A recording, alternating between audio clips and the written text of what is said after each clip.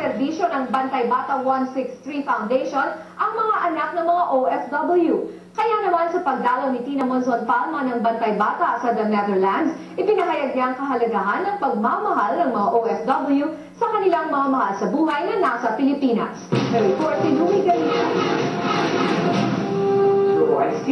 Sa pakikipagpulong niya kay Ambassador Romeo Arguelles sa Wassenaar, ipinahayag ni Bantay Bata Program Director Tina Monzon Palma ang lumalalang problema ng mga naiwang anak ng OFW sa Pilipinas.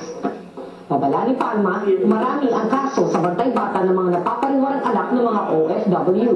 Karamihan daw ng kaso ay mga kabataang nawawalan ng interes na mag-aral dahil sa kasaganaang dulot ng katas ng abroad. Aalala ni Palma, ang kakulangan pa rin ng pisikal na pagmamahal ang sanhi nito. Ang nakikita namin ay isang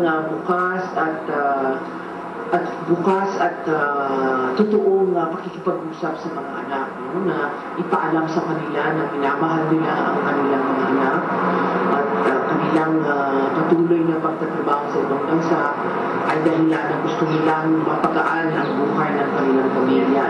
Ang tamang pakikipag-usap daw sa mga anak ay isang uri ng pagmamahal. Iwasan din daw na konsentihin ang luho ng mga bata. Sa halip, dapat raw naturuan ng mga bata na mag-impok sa murang edad para malaman nila ang tunay na kahalagahan ng pera.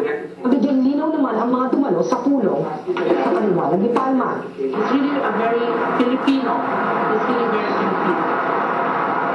And I'm very happy for that. And maybe in a little way I can I think what is very useful here is for Tina to have informed the Filipinos here about the situation back home in terms of those families that have their parents or their relatives abroad. Umaasa si Palma na makakatulong ang kanyang paliwanag para mabawasan ang mga kasong pagkakawatak-watak ng pamilyang Pinoy.